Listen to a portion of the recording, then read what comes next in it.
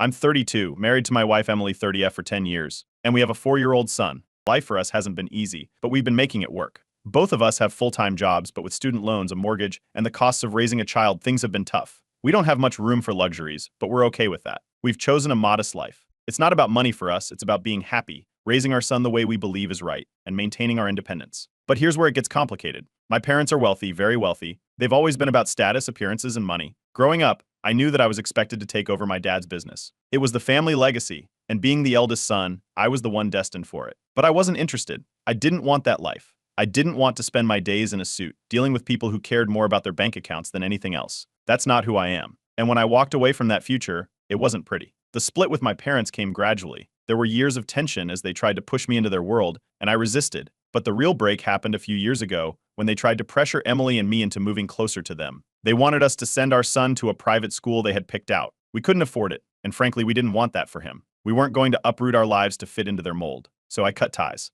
Emily and I made the decision together to walk away and build our own life without their interference. My parents have never been involved in their grandson's life. They live nearby, but they've only sent the occasional gift on holidays or birthdays. They've never met him. Not once. That's been their choice, not mine. I've always felt like they didn't care about him, and honestly, I was fine with that. I didn't want their influence on my son. But recently, things took a strange turn. Out of nowhere, I got a letter from my parents' lawyer. It was about the inheritance. Now, this wasn't news to me. Years ago, they made it clear that I had a share of the inheritance, but it came with conditions. I'd have to work for the family business, live the kind of life they wanted, and basically become the person they always wanted me to be. I turned it down back then, and I hadn't thought much about it since. But now, with things being tight financially, that letter hit me differently. I didn't want to admit it, but I was tempted. Things have been hard, and the idea of having that financial cushion was appealing. But I knew better. I knew that if I even hinted at needing that money, they'd use it as a way to control me. They've always used money as a tool, and I wasn't going to let them use it against me again. Then, the strangest thing happened. After years of silence, my parents reached out. They wanted to meet. Specifically, they wanted to meet their grandson. This was shocking. They'd never shown any interest in him before, and now, suddenly, they were eager to be part of his life. It felt off, but Emily and I decided to go. We didn't know what to expect, but we figured we should at least hear them out. The meeting was awkward from the start. We met at a restaurant, and the tension in the air was thick. My parents were polite, but it was clear that they were uncomfortable. They made small talk, asking about our jobs and how life had been. But I could tell they weren't really interested in our answers. They were waiting for their moment. It didn't take long for them to get to the point. My dad started talking about how they wanted to be part of their grandson's life. He went on about how they could give him opportunities, things we couldn't provide. He didn't say it outright, but the implication was clear. They thought we were failing as parents. They believed they could give our son a better life. Emily stayed quiet, but I could see her biting her tongue. I tried to keep calm, but my frustration was building. I knew where this was going. Sure enough, my mom jumped in and said something that pushed me over the edge. She told me that if I had just agreed to work for the family and live the way they wanted, none of this would be a problem. She said we could have been living a better life all along. That's when I snapped.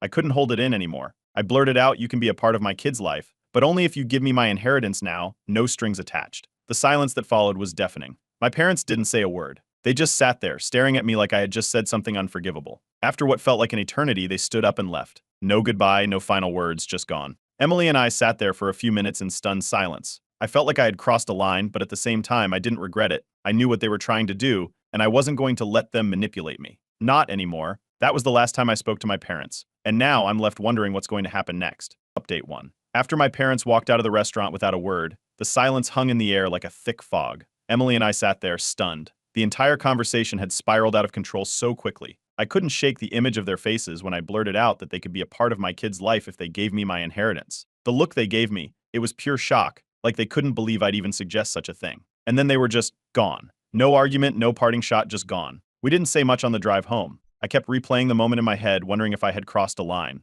I wasn't proud of what I said, but at the same time, I was fed up with them acting like money was the solution to everything. Still, guilt started creeping in. Had I gone too far? Was this the last straw? Emily must have sensed what I was thinking because when we got home, she pulled me aside and said, "You did what you had to do. Don't feel bad about standing up for us." Later that night, we sat down in the living room, and everything spilled out. I told her how guilty I felt for tying our son's relationship with his grandparents to the inheritance, but Emily reassured me again that I wasn't in the wrong. They don't actually care about being part of his life, she said. It's all about control with them. They wouldn't be doing this if it didn't benefit them somehow. She wasn't wrong, but it didn't make the situation any less complicated. For a couple of days, we heard nothing. No calls, no texts, no emails. It was like the meeting hadn't even happened. I almost thought maybe they were done with us for good, but then the email came. It was from my parents. They didn't even bother calling, just sent a cold, business-like message. They wrote about how disappointed they were in me for the way I'd handled things. They said I'd let them down by demanding my inheritance so bluntly, especially without even considering their reasonable conditions, but the part that stuck out the most was that they still wanted to be a part of our son's life. No apology, no attempt at reconciliation, just the same old manipulation. They even hinted that they might reconsider the terms of the inheritance, but it was clear they weren't going to just give it to me without strings attached. That email set me off again. It wasn't about the money, it was about how they continued to dangle it over my head like a carrot. It was always about control. When I showed Emily the message, she just shook her head. Same old story, she muttered. I couldn't argue with that. The next day, things took another turn. My brother called. Now, he's been working for the family business for years, following the path my parents had always wanted for me. He'd heard about what happened at the restaurant, and he wasn't happy. He accused me of being selfish and money hungry, claiming that I was using our parents for financial gain. I tried to explain that it wasn't about the money. It was about protecting my family from their manipulation. But he didn't see it that way. He couldn't. From his perspective, I was the black sheep who was biting the hand that could feed me. That conversation messed me up even more. I started questioning myself. Was I really in the wrong? Was I selfish for tying my parents' involvement in my son's life to the inheritance? It didn't feel like that at the time, but now, with my brother and parents making me out to be the villain, I wasn't so sure. Emily stayed supportive through all of this. She kept telling me we'd done nothing wrong, that we were protecting ourselves from toxic people. But the weight of my family's judgment was starting to get to me. It wasn't just my parents and brother. Extended family members were starting to hear about the situation. My phone started blowing up with texts and calls from aunts, uncles, and cousins, most of them telling me I needed to make things right with my parents. No one seemed to understand that this wasn't just about me being stubborn. It was about years of manipulation and control. Then, to make things even harder, my son overheard Emily and me talking about the situation one night. He came up to me, tugging on my shirt, and asked, "Daddy, who are Grandma and Grandpa?" That question hit me like a ton of bricks. How was I supposed to explain to a 4-year-old that his grandparents were more interested in controlling us than being a part of his life? I told him we'd talk about it later, but that moment stuck with me. It was like everything was unraveling all at once. Just when I thought things couldn't get more complicated, my cousin reached out. Now, she's also had her own issues with my parents. We've never been particularly close, but she must have heard what was going on. She offered her support, telling me that she's been through similar situations with them. Apparently, my parents had tried to manipulate her in the past too, using money as leverage. Hearing her talk about it helped me see that maybe this wasn't just about me. This was a pattern. My parents had been using their wealth to control everyone in the family for years. After talking to my cousin, I started rethinking how I'd handled everything. Maybe there was a way to resolve this without bringing the inheritance into it. But at the same time, the financial pressure on Emily and me was getting worse. We were seriously considering downsizing our home or even taking on second jobs just to make ends meet. The idea of accepting help from my parents, even with strings attached, was starting to look tempting. A few days later, I got another email from my parents. This time, it was more vague. They wanted to discuss family matters further, but they made it clear that the inheritance wasn't up for early release. It was just more of the same, control disguised as a conversation. That's when I decided enough was enough. I didn't know what the future held, but I knew I had to put my foot down. I couldn't let them manipulate me any longer. But the problem was, I wasn't sure how to move forward without risking my family's future. The pressure was building, and something had to give. Update 2. After the last email from my parents, Emily and I knew things were only going to get worse. The message was clear. They weren't backing down, and they expected us to play by their rules. It felt like I was being backed into a corner, and every time I thought about what they were trying to do, use their money to control how we lived, it made my blood boil. Emily suggested that we try mediation, a way to at least keep things from spiraling out of control. We knew talking directly to my parents wouldn't work, but maybe with a neutral third party, we could find some kind of middle ground. It wasn't ideal, but it felt like the last option before everything fell apart completely. I emailed my parents, suggesting we meet with a mediator to help us work through the issues without letting things get too heated. Their response came quickly. They flatly refused. They said they didn't need a third party to deal with their own son, and that the idea of mediation was an insult to them. It was just another way of saying they wanted things done on their terms, no compromise. A day later, my brother called again, and this time he was angrier than before. He accused me of being selfish, of tearing the family apart over money. According to him, the inheritance wasn't the issue, it was about family, and I was the one making it about money. He kept saying that our parents shouldn't have to buy their way into their grandchild's life, completely ignoring the fact that they were the ones using money as a weapon. I didn't bother arguing with him. There was no point. He was on their side, locked into their way of thinking. Emily and I started talking seriously about getting some counseling, not for my parents' sake, but for ours. The stress of the situation was getting to us. We'd spent so much time dealing with their drama that it was affecting our marriage, our home life, and even our ability to focus on work. It felt like we were constantly waiting for the next blow to fall, and we needed some kind of outlet to manage the tension. Then, just as things seemed to be hitting their peak, my parents made a move I wasn't expecting. Out of the blue, they reached out with another offer, but this time, they said they were willing to release a portion of the inheritance immediately. The catch. They attached a list of conditions. If we agreed to move closer to them, enroll our son in a private school they approved of, and attend regular family gatherings, they'd release some of the funds right away. I was furious. This wasn't about building a relationship with our son, it was about controlling our lives. They weren't interested in the US or our family, they were interested in making sure we lived up to their standards. I told Emily I was done. There was no way I was going to let them dictate where we lived or how we raised our son. I didn't care about the money anymore. The cost of accepting it was too high. A few days later, another email from my parents came through. This time, they doubled down. They made it clear that the conditions they laid out were non-negotiable if I wanted to see any of the inheritance before they passed away. They weren't budging, and the message was clear: play by their rules or get nothing. Frustrated and not sure what else to do, I consulted a lawyer to see if there was any way to contest the trust or demand early access to the inheritance without fulfilling their conditions. The lawyer took a look at the paperwork and told me what I had already feared: the trust was airtight. Unless my parents voluntarily released the funds, I was out of luck until they passed away. There was nothing I could do legally to force them to give me the money without strings attached. Hearing that crushed any last hope I had of accessing the inheritance without losing our autonomy. I was stuck. And to make things worse, rumors about the situation started spreading among the extended family.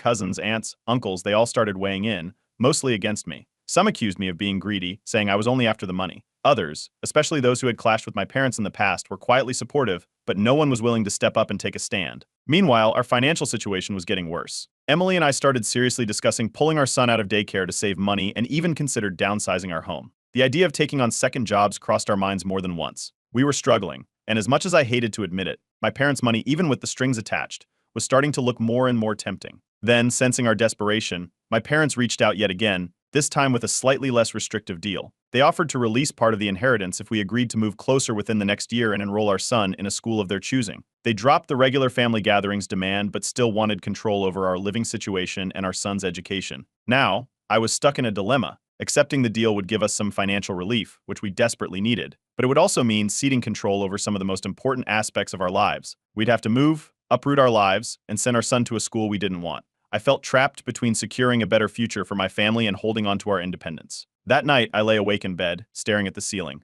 My mind kept spinning, replaying everything over and over. Was I willing to sacrifice my pride and autonomy for the sake of financial security? Could I live with myself if I let my parents dictate our lives just for the sake of some money? I didn't know what to do. All I knew was that I couldn't keep living in this limbo forever. Something had to give. Update 3. After days of going back and forth, Emily and I sat down for one final conversation about my parents' latest offer. We talked about it all, what it would mean for our family, the kind of life we'd be signing up for, and whether or not the money was worth it. In the end, I couldn't do it. I couldn't let them dictate how we raised our son or where we lived. It wasn't just about pride, it was about the kind of example we'd be setting for our kid. So I made the decision to reject their offer. When I emailed my parents, I kept it simple. I told them that while we appreciated their willingness to help financially, we couldn't accept any deal that came with conditions. I let them know we were happy to have a relationship with them, but it had to be without strings attached. I clicked send, and that was it. I had no idea how badly they would react. It didn't take long. Less than 24 hours later, they responded. The tone of their email was completely different from the previous ones. Gone were the subtle hints and passive-aggressive comments.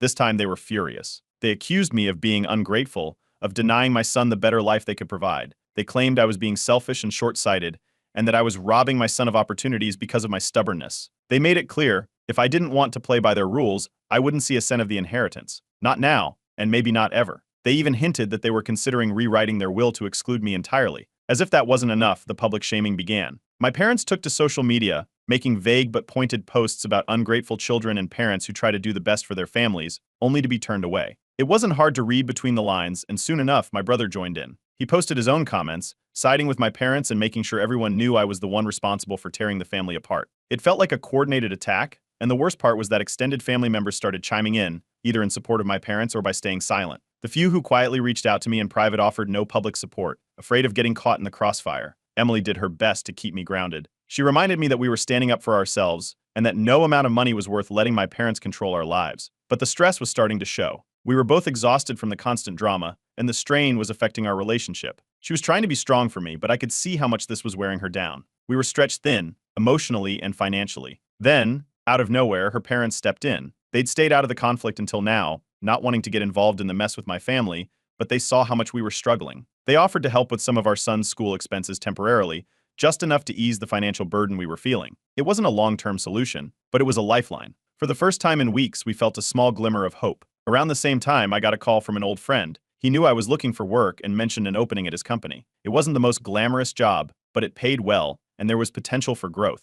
I jumped at the chance. It wasn't a solution to all our problems, but it felt like maybe, just maybe, things were starting to turn around. But just as we were beginning to feel hopeful again, my parents struck back. I got another email from them, but this time it wasn't an offer. It was a threat. They said that if I continued to keep them from their grandchild, they'd pursue legal action. They claimed they had rights as grandparents and would take us to court to get visitation rights. I couldn't believe it. They were actually willing to drag us into a legal battle over this. I immediately called our lawyer to see what we were up against. He didn't sugarcoat it. Grandparents' rights cases were tricky. While parents usually had the final say, my parents could argue that they were being unfairly excluded from our son's life. If they could make a strong enough case, there was a chance they could win limited visitation. The thought of going to court, of airing all this dirty laundry in front of a judge, was overwhelming. The stress was too much for Emily. She broke down one night, angry and upset, feeling like our entire life was being dictated by my parents' demands. I didn't know how to fix it. Every decision we made felt like it was under a microscope, and the looming legal battle hung over us like a dark cloud. Desperate for some kind of outlet, I turned to Reddit. I posted everything: the emails, the threats, the way my parents had used money as a weapon for years. The response was overwhelming. Thousands of people chimed in, sharing advice, offering support, and telling their own stories of toxic family dynamics. For the first time, I didn't feel so alone, but the attention didn't stop there. Somehow, my post gained traction outside of Reddit. Local media outlets reached out, asking for interviews, wanting to turn the story into a bigger piece about family conflicts and legal battles over grandparent rights. I declined, but the whole situation had already blown up bigger than I'd ever expected. Public opinion was split. Most of the Reddit community was supportive, urging me to stand my ground and not let my parents bully me into submission. But there were a few who accused me of being greedy, of using my son as a pawn to get the inheritance. Their comments stuck with me, and I couldn't help but wonder, was there some truth to what they were saying? Sleep became impossible. I'd lie awake at night, staring at the ceiling, haunted by the thought of losing control over our family's future. The idea of being dragged into a legal battle with my own parents was terrifying. I didn't know how we were going to get through it, but one thing was certain: this was far from over. Update 4. About a week after receiving the last email from my parents, the legal papers arrived. I knew it was coming after their threat, but seeing those papers with my name on them, official documents saying they were suing me for visitation rights to see their grandchild, felt like a punch to the gut. It was one thing to fight with them over emails, but this was a new level. They were really going through with it. Emily and I just stared at the papers for a long time, feeling completely powerless. We knew we had no choice but to fight back, so we immediately set up a meeting with our lawyer. The idea of airing all this family drama in court in front of strangers made me feel sick, but there was no other option now. My parents were claiming that we were deliberately keeping our son away from them, that they had tried to form a relationship with him, and we were standing in their way. Their lawyer was painting me as the villain, an unreasonable, vindictive son who was denying them access to their grandchild for no good reason. Our lawyer was confident we had a solid defense. He said we needed to focus on their manipulative behavior over the years, how they had used money and power as leverage in every situation. We had plenty of evidence, emails, messages, even testimonies from family members who had gone through similar experiences. But that didn't make the whole situation any less stressful. Every time I thought about going to court and having our lives dissected, it made me wonder if we could handle this. As news of the lawsuit spread, so did the public reaction. I posted an update on Reddit, explaining that the legal battle had officially started. I was overwhelmed by the flood of comments and messages. People shared their own stories of toxic family dynamics and gave advice on how to handle manipulative parents. Some even offered legal tips based on their own experiences. It felt good to know we weren't alone in this, but at the same time, the idea that our private battle had become so public weighed heavily on me. Shortly after, we got a court date. It wasn't for months, but the waiting game was already unbearable. Every day felt like walking on eggshells. Emily was trying to stay strong, but the pressure was affecting her too. Our son was too young to fully understand what was happening, but he could feel the tension in the house. Everything became harder: work, conversations, even simple tasks around the house. It felt like our lives were being consumed by this legal battle. Meanwhile, my brother and extended family continued their smear campaign. They made sure everyone knew about the lawsuit, turning family gatherings into battlegrounds. Holidays were a nightmare. I couldn't even go to family events without being reminded that I was the problem. My brother, still working for my parents, had completely turned against me. Every conversation with him was filled with anger, accusations, and pressure to give in. Then, out of the blue, my parents reached out again. They wanted to meet privately to discuss settling the case out of court. I was suspicious. It felt like another one of their manipulative tactics, but Emily and I agreed to go. We figured it couldn't hurt to hear them out. The meeting was tense from the moment we walked in. My parents, once again, tried to play the role of the concerned grandparents. They offered a compromise. They would drop the lawsuit if we agreed to supervised visitation and moved closer to them. They even dangled the inheritance in front of us again, saying they'd release some of it early as a goodwill gesture, but I knew what they were really after: control. After the meeting, Emily and I were more conflicted than ever. On one hand, we didn't want to give in to their demands. On the other, the idea of dragging this fight out in court seemed unbearable. Our lawyer reminded us that while we had a strong case, settling might be the least damaging option for our son's future. Going to court could take months, maybe longer, and no matter how strong our defense was, there was always a risk the judge could grant them visitation. I took to Reddit once more, asking for advice. As expected, the responses were mixed. Some people told me to fight to the end, to stand my ground and not let my parents bully us. Others suggested settling for the sake of our son, reminding me that even if we won in court, the emotional toll could last for years. It was the hardest decision I'd ever had to make, and I didn't know what the right answer was. Every night after that meeting, I lay awake in bed, going over the same questions in my head. Was I willing to sacrifice my principles for the sake of avoiding a court battle? Could I live with myself if I let my parents have even an inch of control over our lives? But at the same time, was it fair to drag my wife and son through months of stress and uncertainty just to make a point? The sleepless nights continued, and I still didn't have a clear answer. The only thing I knew for sure was that this situation had no easy way out. I was standing at a crossroads, unsure of which path to take. On one side was a future where I might lose a little of my autonomy, but gain peace of mind for my family. On the other side was a drawn-out fight with my parents, one that could cost us more than just time and money. The decision wasn't just about me anymore. It was about what was best for my son, for my wife, for our future. But no matter how hard I thought about it, I still didn't know which path was the right one to take. All I could do was promise myself in Reddit that I'd make the best decision I could, and I'd update everyone once I did. Update 5. After another sleepless night, staring at the ceiling and running through every possible scenario, I made my decision. I was going to fight. I couldn't give in to my parents' manipulation, not when it came to my family. No amount of money was worth losing our independence and integrity. Even if it meant a long and painful court battle, I was ready. The next morning, I sat down with Emily and told her my decision. She listened quietly, her face showing the weight of everything we'd been through. I could see she was torn. Part of her wanted to avoid the stress and financial strain of a legal battle, but in the end, she stood by me. She agreed that we couldn't let my parents control our lives, especially not with the way they were trying to use money to manipulate us. We had to protect our autonomy and raise our son on our terms.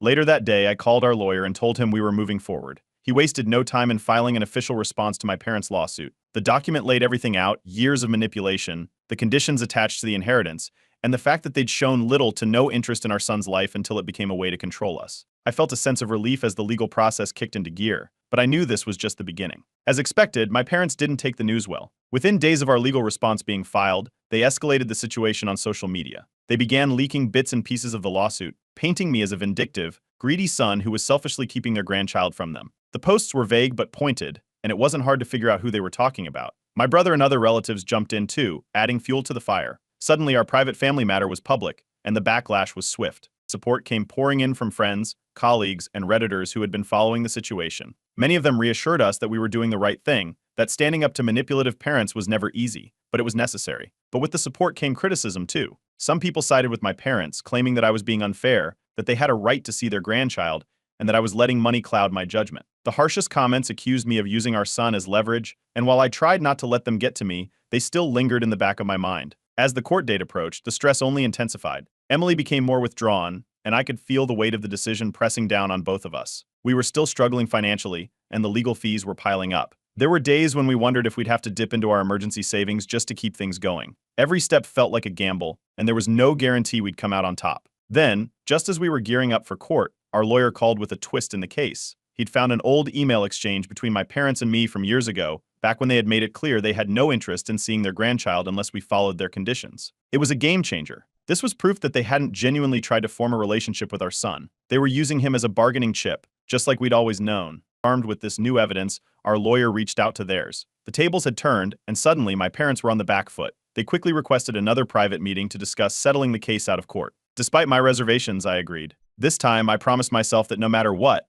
I wouldn't let them manipulate me. At the meeting, the tension was thick. My parents were icy and distant, but I could tell the new evidence had shaken them. They offered a toned-down version of their original deal: supervised visits with our son, and an early release of part of the inheritance as soon as the legal papers were signed. They were still trying to hold on to control, but their desperation was starting to show. I stood firm. I told them that any relationship with our son had to be organic and based on trust, not dictated by legal agreements or financial deals. I refused to allow supervised visits under conditions they set. If they wanted to be in our son's life, it had to be on equal terms, without strings attached. That's when my father, in a moment of frustration, let something slip, a shocking revelation. He admitted that the inheritance might not be as substantial as they'd led me to believe. Most of their wealth was tied up in the family business, which had been struggling for years. The inheritance they'd been dangling over my head wasn't the golden ticket they made it out to be. It was all about control, not financial relief. Hearing this floored me. All this time, I had been fighting a battle over something that was never as valuable as they pretended. Their need to control wasn't just about me or my son.